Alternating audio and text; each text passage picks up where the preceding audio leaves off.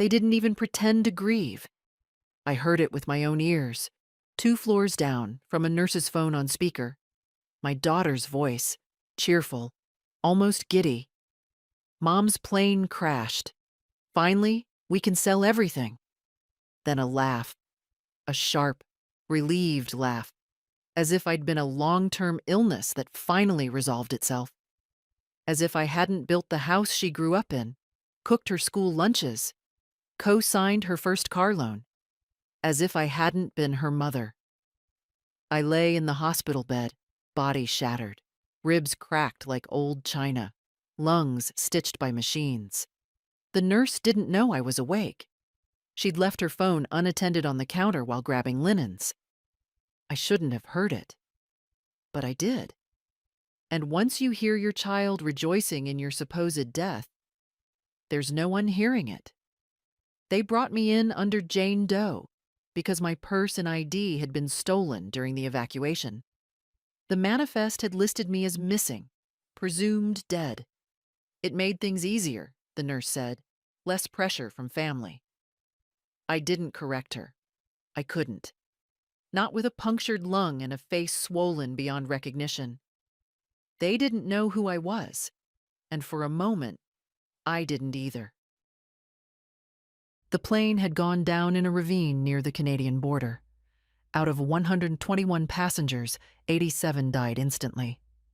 I wasn't one of them. I'd survived in a row torn off during descent, wedged between a tree and an icy ledge. The rescuers pulled me out hours later, unconscious, bleeding, blue with cold. A miracle, the doctor said, but all I felt was pain. And then I heard my daughter's voice, and pain became something else entirely. Her name is Candace. She used to call me Mommy, then Mom, then nothing at all unless she needed money. I'd given her the down payment for her first condo, paid for Bree's private kindergarten, covered credit card debt after her divorce. She never said thank you, not really. Just told me I was generous, like I was some foundation, not a person. I don't know what shocked me more, that she thought I was dead, or that she celebrated it. That night, in the darkened hospital room, I stared at the ceiling and counted ceiling tiles. 23. Then again, 23. I couldn't stop shaking. My body hurt, but my soul ached worse. Every time I closed my eyes, I saw her face at 12, kissing my cheek before school. Where had that child gone? A man came the next morning. Suit, tie, polished shoes that didn't match the scuffed linoleum. He said he was from the airline. I could barely speak, but he smiled like I'd already agreed to something. They were offering settlements. Undisclosed amounts, he murmured. Time sensitive. He didn't know I was the woman with no family rushing to find her, no vigil, no posts, no crying daughter calling the hospital. Just silence. The nurse later told me Candace had already listed my house. Photos of the living room where I'd once held her during thunderstorms. The backyard where we planted daffodils when she was 6. She'd called it an outdated fixer-upper. My home. My life. There are many kinds of death. One is the body. The other is realizing you are no longer needed, not as a person, just as property. I lay in that bed and made a decision. I wouldn't tell them I was alive. Not yet. I let the man in the suit return, and this time I asked questions. About compensation, about process, about my rights. I had no teeth left to grit. I'd lost one in the crash, but I still had a spine. 3 weeks later, when I could sit up, they gave me a mirror. I barely recognized myself. Bruises like ink blots, hair matted, wrinkles deeper. But my eyes still knew. They'd seen childbirth, betrayal, widowing, bankruptcy. They weren't done yet. June Mallow, I whispered to the woman in the glass. You're still here. No obituary, no funeral, No daughter holding my photo with puffy eyes. Just a signature on a property listing and a voice saying, "Finally." That's when I began to plan. Not revenge. No, something colder. Justice. And I wouldn't raise my voice to do it. They moved me to a quieter wing once I could walk a few steps on my own. The nurses were kind but distant. The kind of kindness you extend to someone whose name you won't remember tomorrow. They called me Ms. Doe, offered warm broth and sponge baths, and avoided the question in their eyes. Why hasn't anyone come for you? I didn't ask them to call my daughter. I didn't ask for anything. The doctors said I was a slow miracle. Most wouldn't have made it through the second night, one of them told me, flipping through charts without looking at me. You're a tough one. I wasn't tough. I was stubborn. There's a difference. Toughness fights. Stubbornness endures. I'd spent a lifetime enduring. After 6 weeks, they released me into a rehabilitation center. Gray walls, cheerful volunteers, padded wheelchairs, and the occasional hymn in the common room. I stayed another month, relearning how to use a knife and fork, how to shower without help. I didn't let them know I was getting stronger faster than expected. I liked the silence. I liked that no one came asking questions. On paper, I was dead. The authorities had misidentified a charred body at the crash site as me. The dental records matched because I hadn't updated mine in 15 years. A clerical error, the kind that should never happen, but always does when no one's watching too closely. Candace had accepted it without hesitation, signed papers, scheduled a celebration of life. Not a funeral, no casket, no messy grief.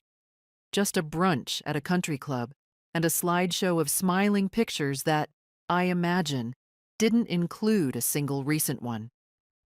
The real estate listing had gone live 2 days after the crash. Charming, well-loved home with vintage appeal. The words were so hollow they echoed. She was already spending the inheritance, though the accounts hadn't transferred yet.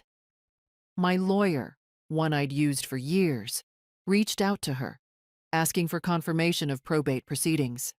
She replied within the hour, pressing for updates. She was in a hurry to bury me, legally. She didn't know that I'd already made changes to my will years before the accident. She didn't know that nothing was automatic, and she didn't know I was still alive, reading every email her eagerness left behind. The hospital had forwarded me a sealed envelope, documents from the airline's legal team. I opened it with shaking hands. The numbers were clear. 18 million. That was the settlement offer, in exchange for no public statements, no lawsuits, no interviews, just silence. I read it twice, then a third time. I didn't cry. I didn't smile. I just folded it, placed it on the nightstand beside the rented hospital bed, and stared at the ceiling until the shadows moved across it. Candace used to say I was bad with money because I preferred saving to spending, because I packed lunches instead of dining out, because I drove the same car for 22 years. She said I had a scarcity mindset. I called it being responsible. And now I was holding more wealth than she'd ever dreamt of. The airline wanted me gone, discreet, forgotten. Candace wanted me dead, buried, out of the way. I had no interest in giving either of them what they wanted. Instead, I made a phone call to the only person who had ever asked me how I was doing without expecting a deposit afterward.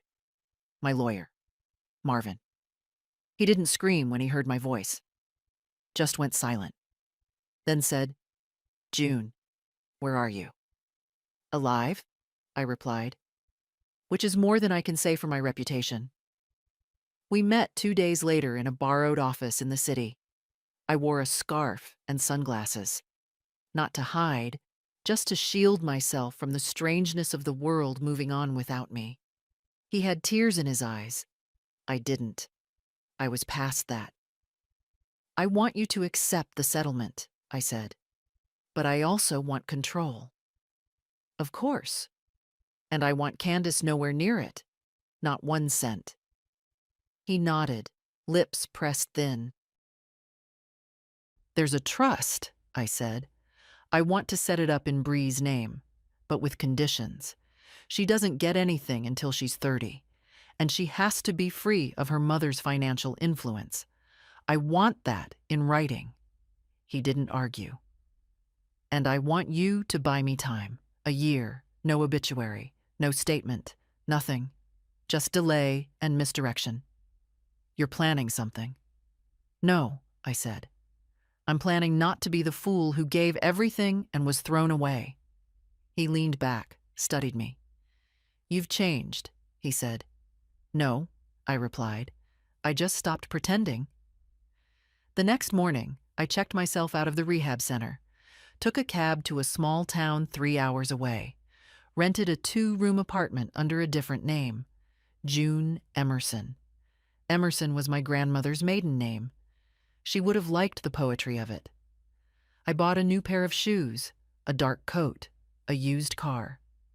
I didn't look like a woman worth 18 million, but I looked like someone who had nothing to lose, because in a way I didn't. Not anymore. The first time I saw my house again, I almost didn't recognize it. The hydrangeas I planted the year after Walter died. Gone. Dug up. Tossed out. Replaced by stone chips and something that looked like artificial turf. The front door had been painted a color I can only describe as fashionable beige. Even the wind chime was gone. The one Bree made in 2nd grade, strung with shells from that weekend at Myrtle Beach. There was a plastic sign in the yard. Under contract. I parked across the street, behind a delivery van, and watched a young couple tour the front steps. The man was pointing at the roof. The woman was laughing, gesturing, as if already placing imaginary furniture. And there was my daughter, Candace, standing just behind them, dressed like a realtor, all white blazer and forced warmth. She didn't look like someone in mourning. She looked like someone closing a deal.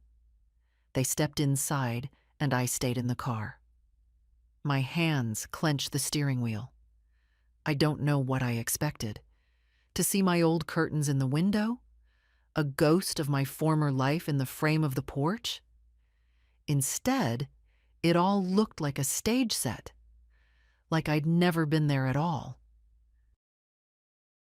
That night, back in the apartment, I opened the laptop Marvin had given me, new, untraceable, linked to a secure network, and logged in to the private folder. Inside, every email Candace had exchanged with the estate attorney she assumed was now fully hers. She'd sent him photos of furniture she wanted appraised. She'd emailed a moving company asking for a quote on storage. The old stuff can go, she'd written. Donate or dump. I scrolled through attachments, images of my dining table, my cedar chest, my mother's wedding quilt. Too shabby for resale, someone had replied. Will likely be discarded. That cedar chest was the only thing I'd brought with me when I married Walter. My mother gave it to me with her hands shaking, said, "This held everything I owned when I came west. Keep it close." And now it was marked for trash. Candace never liked that chest, said it made the bedroom feel old. She didn't want my memories. She wanted the square footage. 3 days later, I returned. Not to confront, not yet. Just to witness. To watch what people do when they think no one's looking. It was a Thursday. Warm, overcast. I watched Candace from a coffee shop window down the block. She pulled up in a silver Audi, made a call, sipped a green smoothie.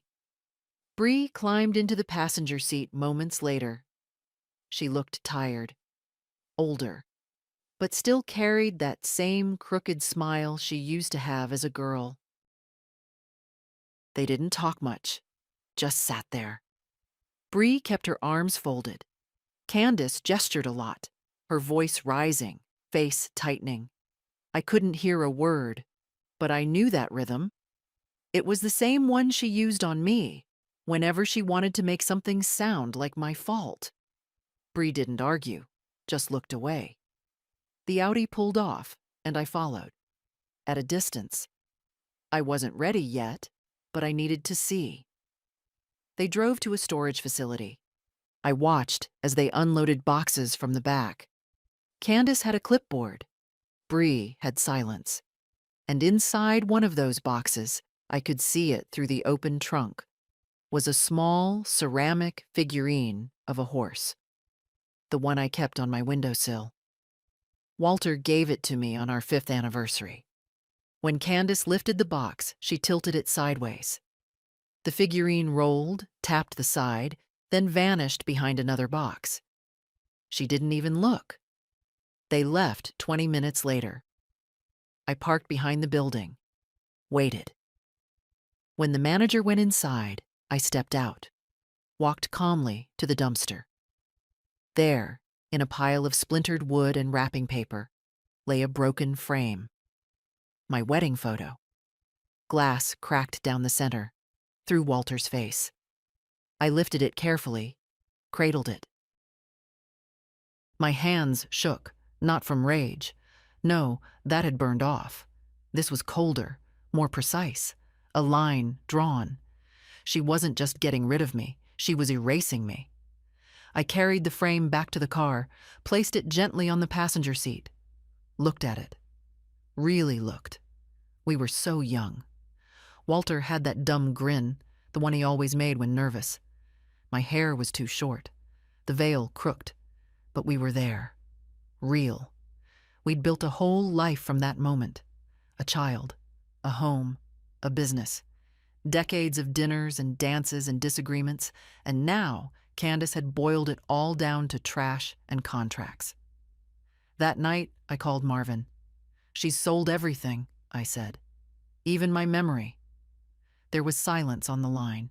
Then, "What do you want to do?" I watched the crack in Walter's photo. "I want a front row seat," I said, "to the life she built on my grave. And when the moment comes, I'll let her see me. Alive. Whole. Not to haunt her, but to remind her what she lost." The law was slower than grief, but far more exact. Candace had filed the petition for legal transfer of estate assets 5 weeks after the crash. She claimed expedited authority due to lack of next of kin, a phrase that nearly made me laugh, as if I'd dropped into the world fully formed, never mothered her through measles, heartbreak, or that 3rd-grade science fair when she cried because her vinegar volcano wouldn't erupt. Marvin delayed the probate silently, skillfully. No denials, no admissions, just missing documents, follow-ups, misplaced emails. He filed quiet objections to each motion. The deceased's identity has not been conclusively verified. Further review is required. Pending clarification. The lawyer Candace hired grew impatient. She fired him, hired another. Meanwhile, she spent. The house sale had closed. She pocketed most of the cash. Bought herself a new office downtown, smaller, sleeker, full of glass walls and modern chairs. She moved her interior design firm there, rebranded as a lifestyle curation agency. She'd become the sort of woman who called herself self-made in LinkedIn bios, conveniently skipping the years when my checks paid her mortgage. Bree came to help on weekends. I watched from across the street. The girl still wore sneakers with little drawings on the sides, probably something she doodled herself. She used to draw houses with hearts inside them. Now she unpacked vases in a space where I was no longer welcome. One morning, I followed her after she left the office. She walked alone, headphones in, bag slung over one shoulder. Her pace was slower than Candace's, softer. She stopped at a bookstore. I waited, then followed. Inside, I stayed by the magazines while she browsed the fiction shelves. She ran her fingers along the spines like they were sacred. Then she picked one and sat cross-legged in the far corner, reading like no one existed. It nearly broke me. That was how she used to sit on my living room rug, reading until her head would slowly tilt and rest against the couch. Sometimes she'd fall asleep with the book still open in her lap, legs folded like a little bird. And now she sat the same way, but with a grandmother presumed dead, and a mother too busy staging life to actually live it. I left before she saw me, not because I didn't want her to, because I wasn't ready yet. Not for her, not for what would come after. Later that week, Marvin called. "She's trying to force distribution," he said, claiming undue delay. "We can hold a bit longer, but not forever." "She's running out of time?" "Yes." "Good." I spent the next 2 days making a list, not of people, not of things, of truths. Candace did not cry when I was declared dead. Candace did not call hospitals. Candace did not wait for confirmation. Candace immediately began liquidating. Candace assumed all was hers. Candace erased me. Item 7, though, was different. Candace never asked Bree how she felt about it. That was when I knew where the crack might live. Not in money, not in law, in love. Bree still wore her grandmother's necklace, a tiny locket I gave her at 13. Inside was a photo of Walter and me. She once told me she touched it during exams. "For luck, Grandma," she'd whisper. I didn't know if she still did, but she still wore it. That meant something. On Sunday, I returned to the block where my house had stood. The young couple had moved in. There were wind chimes on the porch now, cheap ones, clinking tinny and thin. I stood across the street and stared. Not because I wanted the house back, but because I needed to remember what had been mine before it was sold like a used sofa. Then I walked 5 blocks to the cafe where Candace liked to hold her client brunches. She was there, white blazer again, perfect hair, talking with 2 women in soft pastels, laughing, touching her collarbone in that exaggerated way she always used when trying to seem delicate. I sat at the counter. The server didn't question me. No one recognized me anymore. I watched her laugh, and I thought, this is what a woman looks like when she thinks she's won. She hasn't seen the board yet. By the time I walked back to my car, my decision had crystallized. I would go to her office, not to make a scene, to look her in the eye, to let her see, in that quiet moment between one breath and the next, that everything she thought buried had just stood up again. And it remembered. The receptionist smiled without recognition when I stepped into the office. That suited me fine. The lobby was all white marble and brushed gold, the kind of design that pretends to be minimal, but screams money if you know where to look. The walls were bare except for one black and white photograph of Candace herself. Arms crossed, chin tilted, eyes narrowed in that calculated confidence people practice in mirrors. "Do you have an appointment?" the receptionist asked. "Yes," I said calmly. "Tell Ms. Mallow her 10 o'clock is here." She hesitated, glanced at her screen, then back at me. "I don't have anything at 10. She'll want to see me." The receptionist made the call. I heard Candace's voice, sharp and clipped even from where I stood. "What do you mean she's already here?" A beat of silence. "Fine. Send her in." She didn't come to the door, didn't meet me halfway, just waited at her desk like the queen of some brittle little kingdom. Candace's office was pristine, a glass desk, a wall of carefully arranged books she hadn't read, a large window with a view of the city, though her chair was turned away from it. She didn't care for views, only optics. She looked at me like I was a client, perhaps a difficult one. Then she blinked. Once. Twice. Her jaw moved slightly, but no sound came out. I stepped forward and closed the door behind me. No one else needed to hear this. "Hello, Candace," I said. She didn't speak. Her hands remained on the desk, fingers spread slightly, as if she were steadying herself against an earthquake. "You look well," I added, "though I don't imagine the same can be said for your conscience." That snapped her out of it. Her face hardened, like ice reforming. "What is this?" she asked, though her voice cracked just slightly. "What? How?" "I survived." She stared. "No one called me. No one said." "No one called?" I agreed. "Because no one tried." She stood suddenly, pushing back the chair. What are you doing here? Why would you come like this, after all this time?" "To see how quickly you swept me out of your life." I thought you were dead," I said. "Yes. That was convenient for you, wasn't it?" Her mouth opened, then closed again. I took a breath and looked around the room. "You redecorated." "Again." She said nothing. I stepped closer to the desk.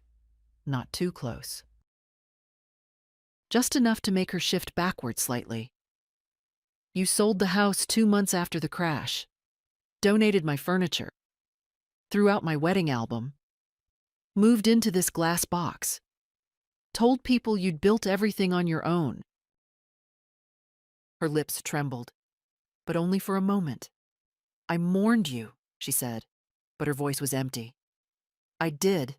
I just didn't know what else to do." I looked at her, really looked. Her face was flawless, tight at the jawline, not a wrinkle in sight. But her eyes were tired, not from grief, from fear. "You didn't mourn," I said softly. "You prepared." A silence stretched between us. "You weren't supposed to be on that flight," she said suddenly, desperate now. "You changed plans. No one knew. You didn't tell anyone, not even Bree." "I left a voicemail the night before. You never called back." She looked down. "You just assumed," I continued. "Assumed it would be easy. That I had conveniently died and left you the pieces to arrange as you liked. That no one would check." "You don't know what it's been like," she said, suddenly angry. "The last year—" "Oh, I do," I interrupted, "because I watched it." That stopped her. "I've been here, in this city, this whole time. I've seen the house, the parties, the clients, the brunches, the speeches about reinvention and rising from grief. You didn't just erase me, Candace. You built a business on my grave." "That's not true," she whispered. "But it is." She slumped into her chair. "I needed to move on," she said, like that would make it forgivable. What was I supposed to do? Collapse? "No," I said. "You were supposed to remember who raised you." The silence in the room was suffocating. I reached into my coat and pulled out a small, sealed envelope. She stared at it. "This is a formal notification," I said. "You'll be contacted by my attorney shortly." She reached for it, hesitated, then took it. "What does it say?" "That I'm alive, and that I control every cent you were hoping to inherit." Her fingers tightened on the envelope. I turned toward the door. "Wait," she said behind me. "Why now? Why come now?" I paused with my hand on the knob. "Because I wanted to look you in the eye, Candace," I said, "and see if there was anything left of my daughter in there." I didn't wait for an answer. I left her sitting behind that glass desk, holding the letter like it was a live wire, not yet realizing the current had already passed through. It took her 3 days to respond. Marvin forwarded me the email. The subject line was a single word: clarification. No greeting, no apology. just a question about the legality of my reappearance and what it meant for the handling of previously assumed assets. Previously assumed, not my mother, not June, not even her, just assets. Marvin didn't reply right away. He called me instead. "She's trying to be careful," he said, "but she's rattled." "Good," I said. "She's also in meetings with a second attorney. I can name the firm, but not the man yet. She's looking for a workaround. She won't find one." "No," he agreed, "but she's the kind who keeps digging even after the ground is frozen." That night, I walked along the river.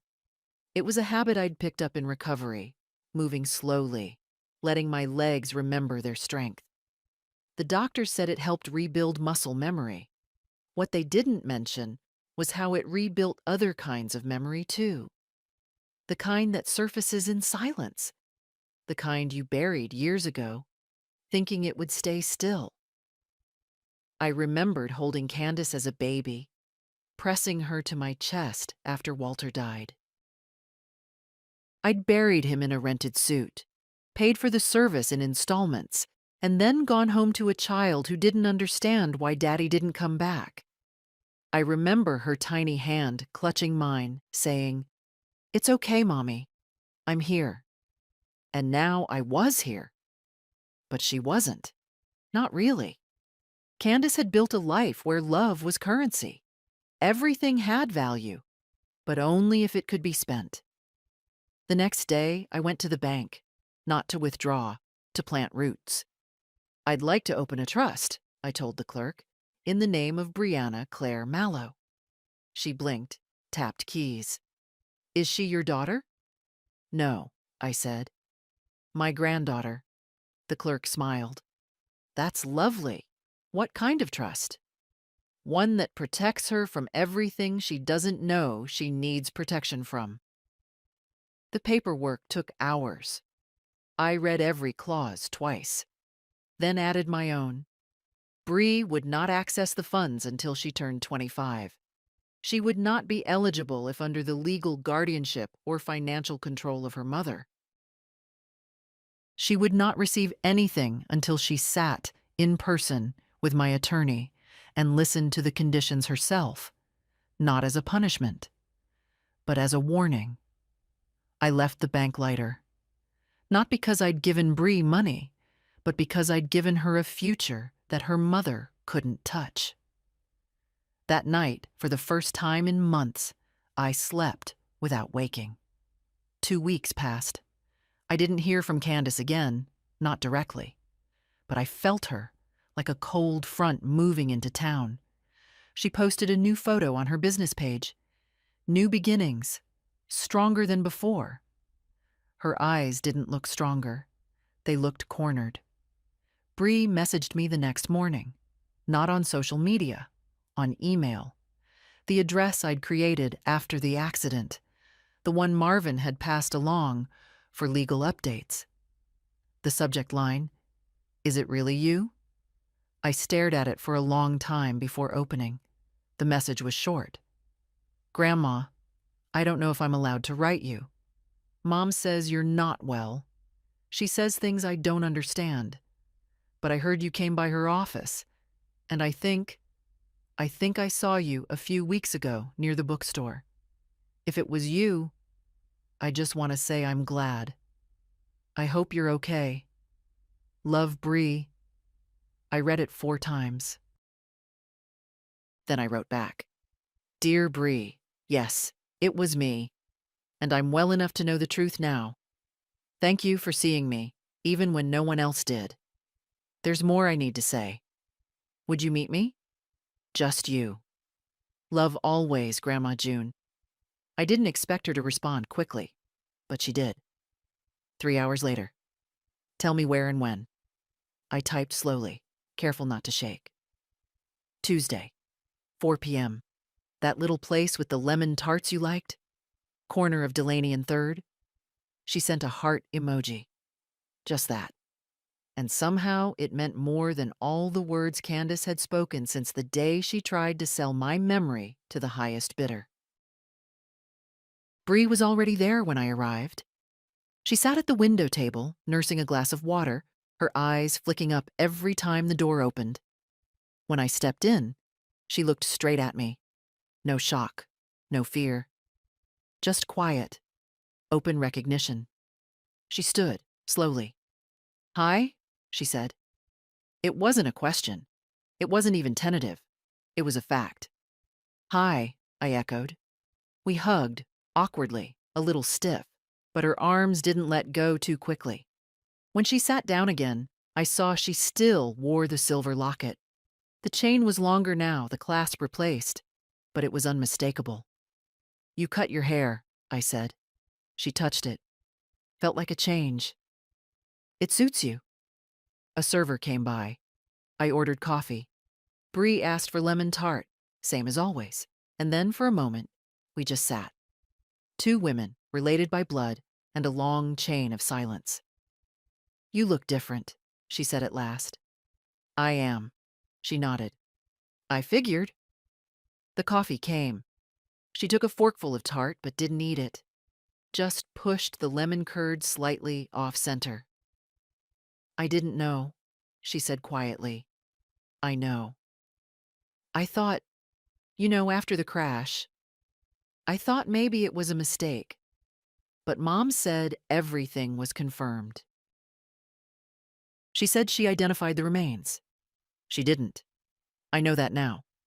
She looked up, finally meeting my eyes fully. She didn't grieve. No. She just moved on. Sold everything. Changed everything. I know. Bree swallowed. "The house. Your things. She said you would have wanted a clean break. That she was honoring your memory by starting fresh." A bitter laugh rose in my throat, but I kept it in.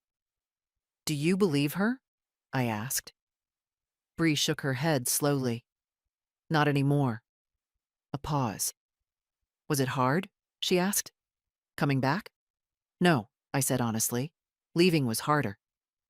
She looked at me again, and this time her expression shifted. Less guarded, more curious. "So why now?" "Because I needed to know if I still had family left." She stared at me, blinked. Her lips parted just slightly. Then she whispered, "You do." It hit me harder than I expected. I took a breath. "Your mother, she made choices. I'm not here to punish her, but I'm not pretending either." Bree nodded. "She doesn't know I'm here." "I assumed." "She said you were dangerous, that you were unstable." "Convenient." "She's scared," Bree added.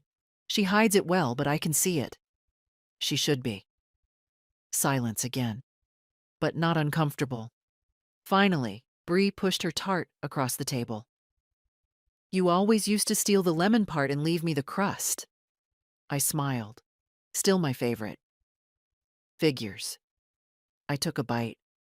Sweet. Sharp. It tasted like summers on the porch, like Sunday afternoons when the world slowed down. "I've set things in motion," I said carefully. "Legal things. Financial things. I need you to understand what that means." "I'm listening." "There's a trust," I continued. "In your name, for your future. But there are conditions." Bree didn't flinch. "Go on." "You don't get anything while your mother controls your finances. If she files as your guardian, your custodian, your anything, it's void." "I'm 20, she said. "She doesn't control me. Maybe not on paper, but I've seen the patterns." Bree bit her lip. "There's more," I said. "You'll have access at 25, not before. You'll need to meet with Marvin. Review it. Sign it with full understanding." She nodded slowly. "And if I don't?"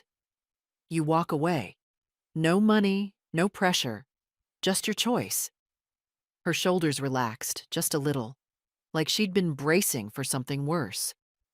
"Why me?" she asked. "Why still give me anything at all?" "Because when I was gone, you were the only one who noticed." Tears sprang to her eyes, quick and sharp. but she blinked them back. "I missed you," she said. "So much." But I didn't know how to say it. Mom made it hard. "I know." She leaned forward, voice low. "She'll be furious when she finds out I met you. I'm counting on it." Bree actually laughed, a short, real sound that made me feel 10 years lighter. We sat there a while longer, just sipping coffee, eating tart. Two people separated by lies, stitching something back together in silence. Before she left, Bree reached across the table and took my hand. "You came back," she whispered. "I never left," I said. And this time, when we hugged, it wasn't awkward at all. Candace didn't know I was there. She sat at the back patio of a restaurant near the financial district, beneath a heater lamp that gave her skin a soft orange hue. Across from her was a woman I recognized, Deborah Lang, an old college friend turned real estate attorney. She used to come to our house when Candace was in high school, always talking fast, always chasing something. I'd asked Marvin to check her calendar. She was meeting Deborah for drinks. "Strictly business," he'd said. I wanted to see what that meant. So I arrived early, found a spot at the far edge of the patio, half shielded by a potted fern. Dark glasses, neutral coat, hair tied back. They didn't notice me. Deborah spoke first. "Are you sure you want to do this?" "I've waited a year," Candace replied, sipping from a thin glass of white wine. "She doesn't get to just show up and reclaim everything. She's alive." Candace's laugh was tight, dismissive. "Barely. She looks like someone else, acts like someone else. I don't know what she wants, but I know what I'm not going to do." Deborah leaned in. "It's not about want, Candace. She's your mother. She's legally entitled." "No," Candace interrupted. "She was entitled. Then she disappeared. Now she's just a disruption." I watched her face as she said it. No tremor. No second thoughts. Just clean, practiced certainty. "You don't get to vanish for a year, then act like nothing's changed," she continued. "I built everything in that time. The firm, the brand, the story, the sympathy. I can't undo all that just because she had the nerve to not die." Deborah looked uneasy. "You sound... what? Practical?" Candace smiled thinly. "She gave up her place in this world. I stepped into it. Now she wants to take it back? I don't think so." I didn't move. I didn't flinch. Because I'd been preparing for this exact confirmation. Not just that she was ambitious. I knew that. Not just that she'd rewritten the story. I expected that. But that she saw me as inconvenient, a barrier, not a mother. That was the final lock clicking shut. "She's planning something," Candace went on. "I can feel it. Bree's been distant. She asks questions." Deborah raised an eyebrow. "Do you think Bree's in contact?" Candace shrugged. "Maybe. She's always been too sentimental for her own good. I told her to stay away." "And if she doesn't?" Candace finished her wine. "Then she learns the hard way, that money and loyalty don't mix." They paused when the waiter came. I watched Candace carefully wipe the condensation from her glass with a napkin. Always tidy, always in control. Then she said, "If she sues, I'll challenge her competency. If she plays generous, I'll publicize the instability. No judge wants to deal with an elderly woman who shows up after being presumed dead." Deborah looked at her, long and quiet. "You've thought this through." "I've lived this through," Candace replied. That's when I stood. Walked calmly out of the patio. Not fast. Not loud. Just with the kind of certainty I hadn't felt in years. I didn't need to hear more. She wasn't ashamed. She wasn't even hiding. She was preparing to destroy me a second time, but this time with witnesses. Back in my apartment, I sat at the kitchen table and stared at the letter Marvin had prepared weeks earlier. It was sealed, addressed to the state bar, with copies of Candace's financial declarations, emails to probate courts, a timeline of her actions during the year I was presumed dead. It had been sitting there like a gun on a mantel. I reached for it, paused, then opened a new envelope instead. Wrote a note to Bree. Twos, 10 a.m. Walk with me. We need to talk. Bring your questions. I'll bring the truth. I didn't need revenge. But Bree deserved to know who her mother had become, and who her grandmother refused to remain. Bree was waiting near the fountain when I arrived. The morning was cool, fog curling low across the grass. She had her hands in the pockets of an oversized sweatshirt, hood down, hair pulled into a loose bun. She didn't look like a young woman at a crossroads. She looked like someone who already knew the direction and was just waiting to hear it confirmed. We started walking without a word, around the path, past the roses. The park was mostly empty except for a few joggers and a man feeding pigeons. I saw her, I said. Bree looked at me. She was with a lawyer, talking about contingency plans. Bree didn't ask which lawyer or what kind of plans. She just said, "That sounds about right." She called me a disruption. Bree flinched. And she said, if I tried anything legal, she'd challenge my competency. We kept walking. "She doesn't want you back," Bree said quietly. "Not really.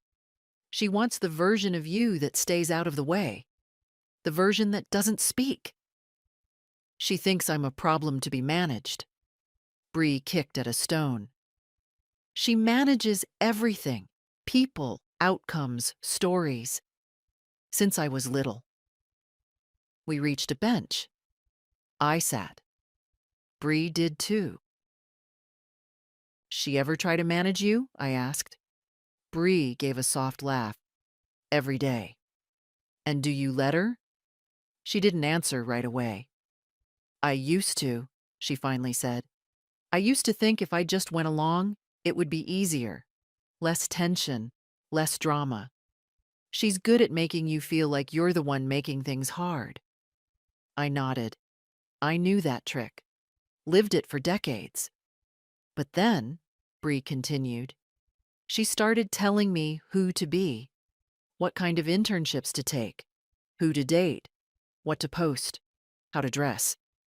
And I started pushing back, quietly. She noticed, said I was drifting, called it a phase, said I was ungrateful." Bree stared at the trees.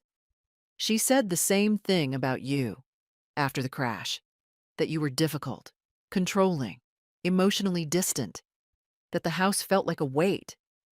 I didn't respond. She told people she was relieved, that she could finally breathe. I remember thinking, that's not grief. "No," I said, "it's not." A squirrel darted past the path. Somewhere nearby, a child shrieked with laughter. Bree looked at me again. "So what now?" "I told you about the trust." She nodded. "But there's more than money involved." "I figured." "You'll have to choose," I said. "Not sides, not between me and her, between what's true and what's easier." Bree tilted her head, thoughtful. "That's not hard." "Isn't it?" She met my gaze squarely. "I used to think keeping quiet was loyalty," she said. "Now I think it's just permission." I almost smiled. "Smart girl," I murmured. Bree reached into her pocket and pulled out her phone. "She's going to come after you," she said. "I think she already is." "I'm not worried." "She'll say you're unstable, that you disappeared on purpose. She'll twist it." "I've survived worse than her narratives." Bree glanced down, then back up. If it gets ugly, what do you want me to do? I thought for a long moment. Stay clean, I said. Let her wreck herself. She's been writing her own ending for a year. Let her finish it.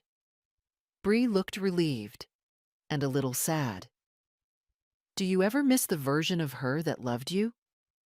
I didn't answer immediately.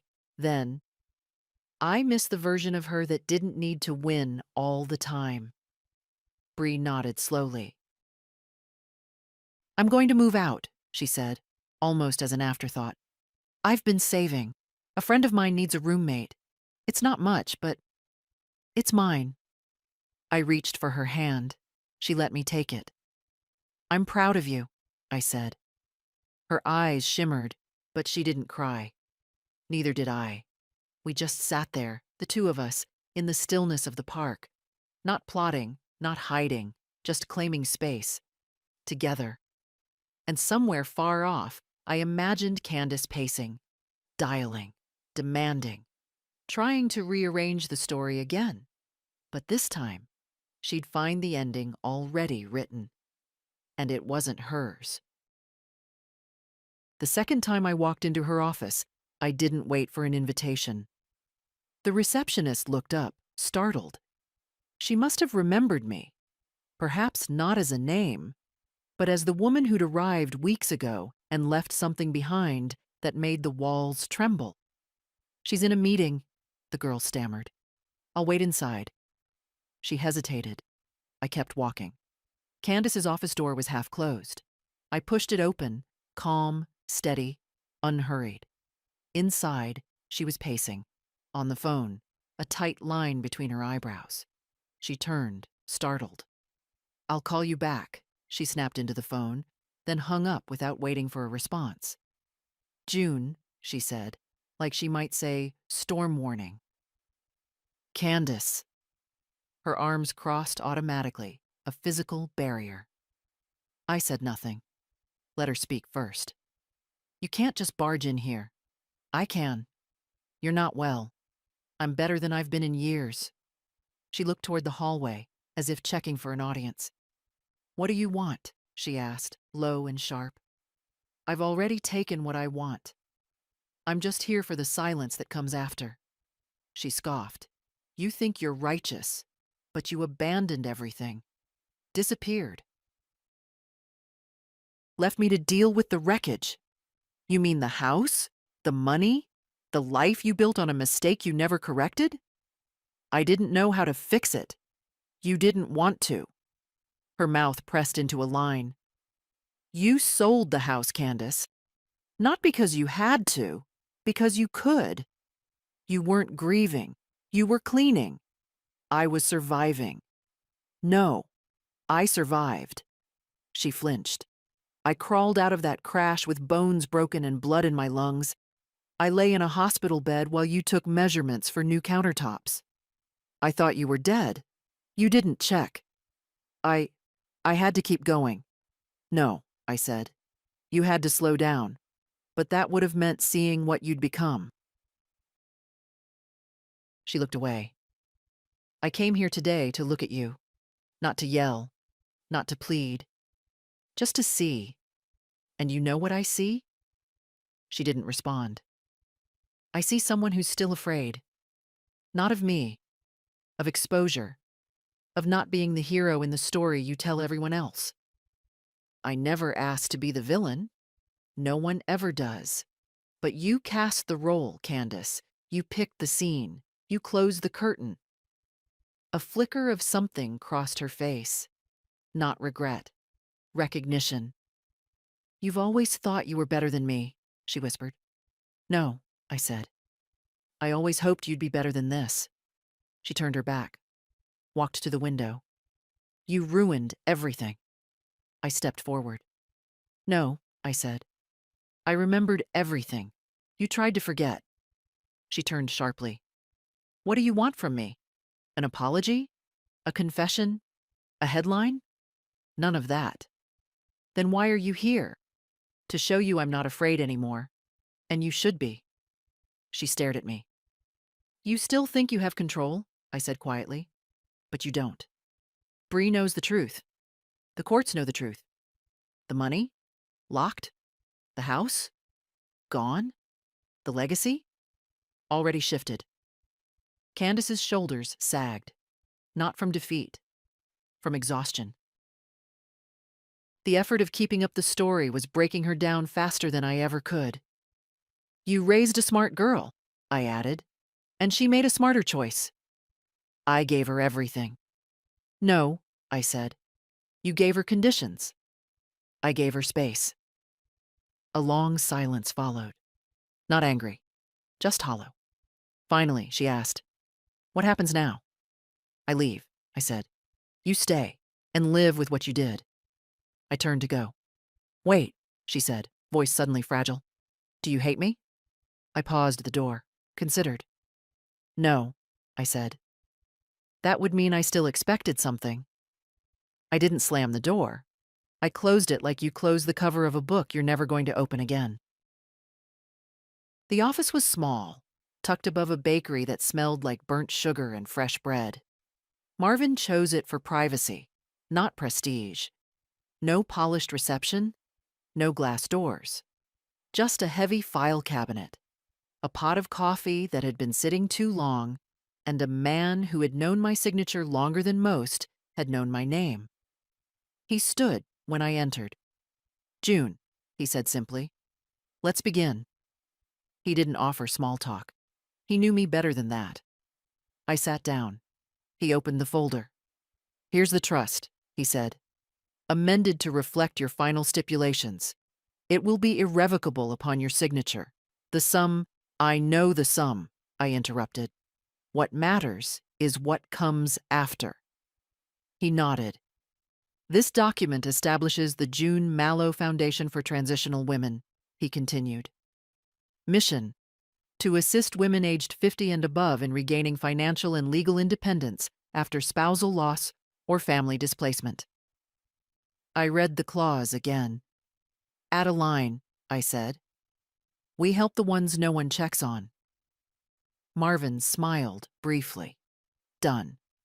He flipped to the next section.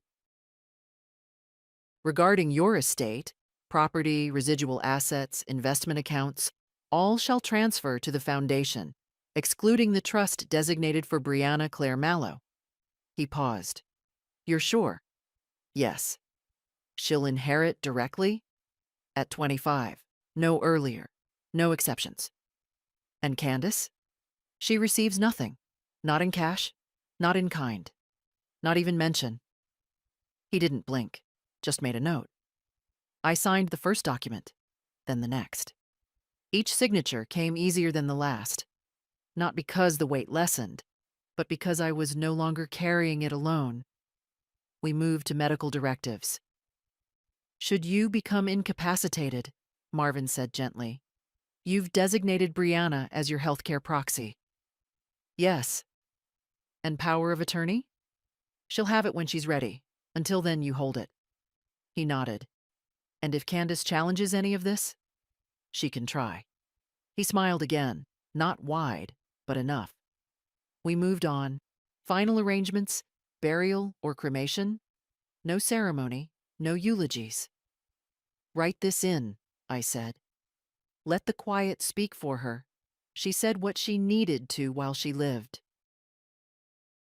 Marvin's pen paused mid-stroke. Then he wrote it exactly as I said. By the time we were done, the sun had shifted across the window, casting long shadows across the file. He closed it. "Do you want to keep a copy?" "No, but give one to Bree when the time comes." Marvin folded his hands on the desk. "You're certain about all of this?" "Yes. It's generous. It's intentional." He leaned back, looked at me with something like respect. "I've known you a long time, June, but I've never seen you this clear." "I was waiting," I said, "for the noise to stop. And now, I can hear my own voice again." I stood, smoothed my coat. At the door, he asked, "One more thing. If Candace tries to apologize?" "She won't." "But if she does?" I looked back at him. She'll be speaking to someone who no longer owes her the courtesy of listening. Outside, the street was quiet. I walked slowly, letting the autumn wind tug at my sleeves. I passed a woman sitting on a bench, clutching a paper bag like it was gold. Her hands trembled. I nodded to her. She nodded back. No words. Some things didn't need saying. I'd spent 72 years waiting for someone to come save me from the slow erasure of being needed only in pieces. Money, advice, shelter, silence. And now? Now I had a foundation, not just in ink and structure, in knowing who I was, what I wouldn't allow again, and who, when everything else falls away, will remember me not for what I gave up, but for what I reclaimed. The letter arrived on a Thursday, hand-delivered, no warning. Candace had just finished a client call when the receptionist buzzed through. "There's a courier here. He says it's for you, personally." "Have him leave it." "He says it's by instruction. Hand off only." Candace sighed. "Fine. Send him in." The man was plain. Khakis, windbreaker, clipboard. He didn't linger, just handed over a thin envelope with her name typed neatly in the center. "Have a good day," he said, then walked out without looking back. Candace stared at the envelope. No logo, no markings. She opened it. Inside, a single page. Letterhead simple, legal, subject, formal notification of estate closure and financial forfeiture.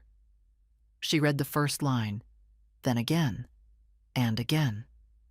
Her hands began to tremble. Marvin's name was there, of course. Always Marvin.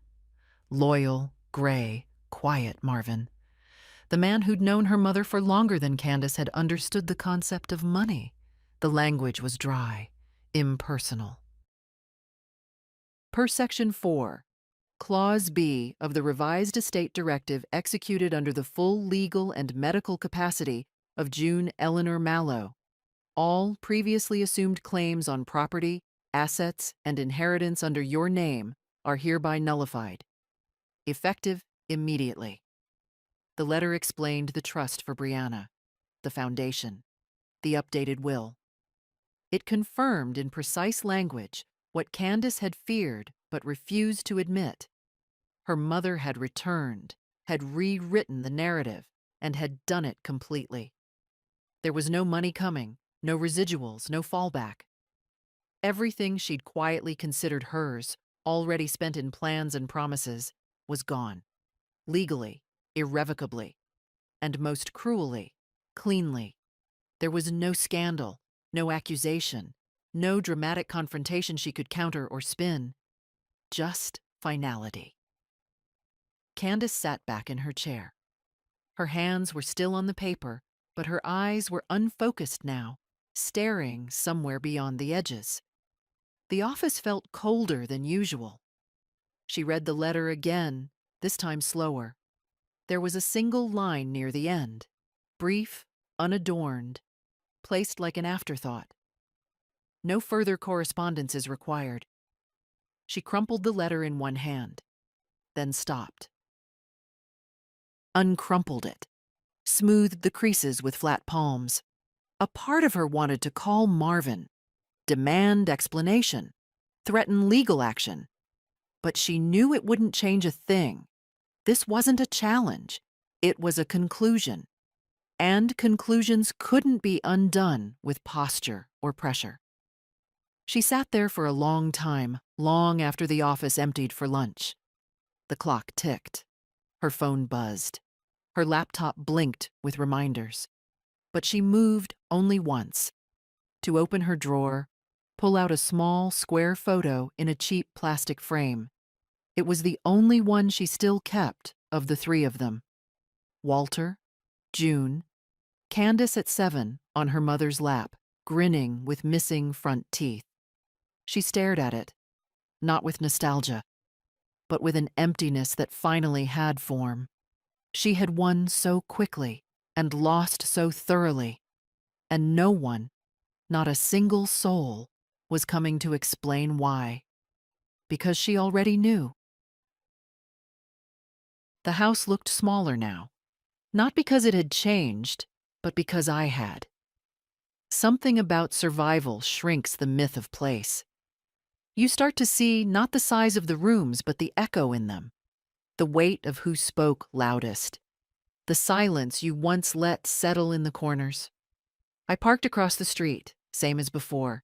No tinted windows, no disguise. I didn't care who saw me. A new family lived there now. Young couple, child, tricycle in the yard, a soccer ball under the bush. There were curtains in the window I never would have chosen, floral with too much yellow. A ceramic rooster perched on the porch rail. It made me smile. I didn't come to trespass, or to speak. I came to remember without mourning. I watched the mother step onto the porch. She called a name I didn't catch, something short and sweet, and the child, maybe 4 years old, ran out with wild hair and socks that didn't match. She laughed, that big, clumsy laugh children make when they're not trying to be charming. For a moment, I saw Candace, 3 years old, running through a sprinkler in this same yard, water in her eyes, screaming with joy. And then I remembered the night she was 16, yelling at me from the porch steps, saying I didn't understand anything, that I made everything harder, that she couldn't wait to leave. Both memories lived in this grass. Both belonged to me. I didn't look away. The front door had been repainted, sage green, the number plate replaced, my wind chime gone. But the porch creaked the same when the woman stepped inside, child in tow, leaving the door ajar just long enough for warm music to spill into the air. I exhaled. I had planted roses along the side fence once. There was no trace of them now, just mulch and a row of new shrubs that looked too orderly for this kind of home. It didn't hurt. It didn't need to. I wasn't here to reclaim anything.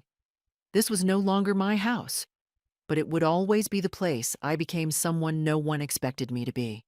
A wife, a mother, a widow, and eventually, a woman who chose to stop disappearing. I stepped out of the car, walked across the street, stopped just before the driveway. No need to go further. I stood there, looking up at the window that used to be my bedroom. I remembered the sound of rain against it, the hum of the old fan. Walter never got around to replacing. The quiet. The long, aching quiet of someone waiting to be thanked. But no one owes you gratitude for what they never saw you lose. And maybe that was the hardest part, not being unloved, but being unseen. I reached into my coat pocket, pulled out a photograph, an old one, faded at the edges. It was me on the porch, barefoot, laughing at something Walter had said, with Candace curled in my lap. Bree must have taken it, too young to frame it right, but still catching what mattered. I crossed the driveway, placed it gently under the mailbox, weighted with a small, flat stone. Then I turned back. I wasn't leaving a message, just a fact. I had been here, and I no longer needed to prove it. As I walked away, the breeze shifted.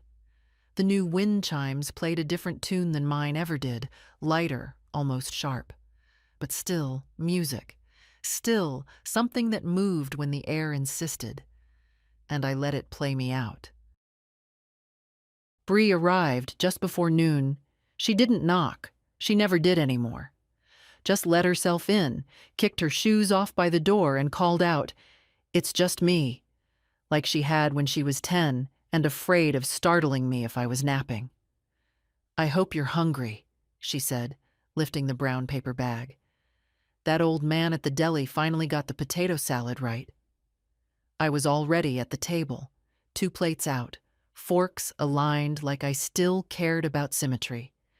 She unpacked the bag with practiced ease. Sandwiches, the salad, 2 apples, a bar of chocolate we'd split later without discussing it. She poured water into mismatched glasses and sat across from me like it was any other Tuesday. I didn't say much. Neither did she. That was the beauty of it now. What used to be silence between us had become ease. We ate slowly, no rush.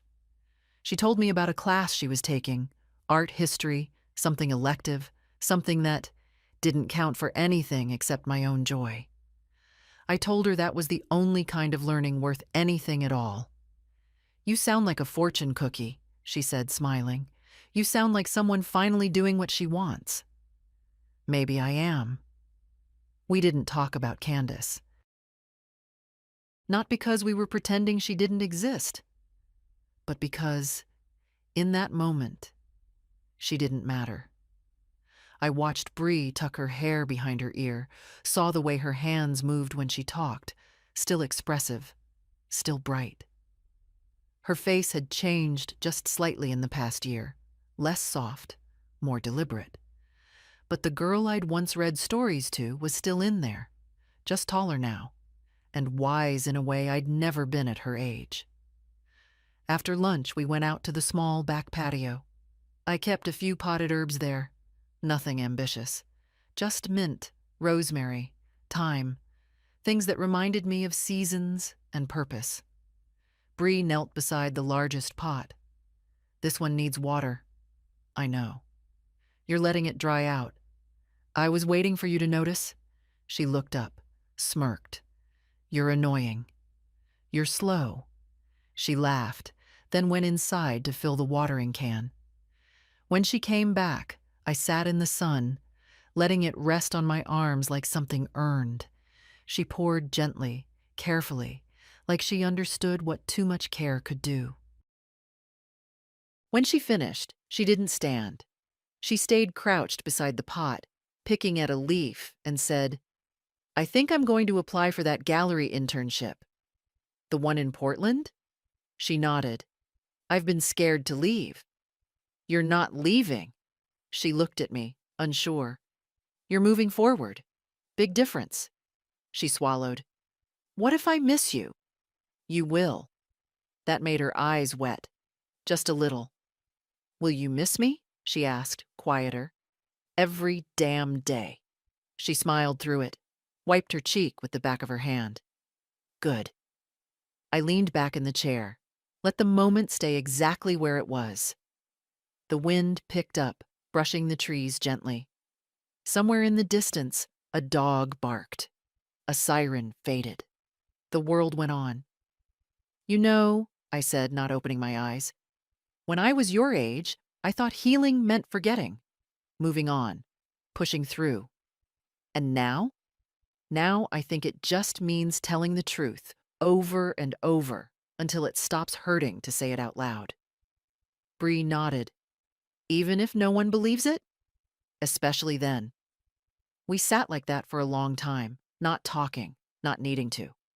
Before she left, she hugged me hard, not polite, not short. She held on. "I'm proud of you," I whispered. She squeezed tighter. When she pulled away, she said, "You changed everything, you know." I shook my head. "No, I just stopped pretending." She looked at me for a moment longer, then left. I didn't cry. Not because I wasn't moved, but because I was full. And sometimes that's all peace is. Not the absence of pain, just the moment when pain finally has nowhere else to go.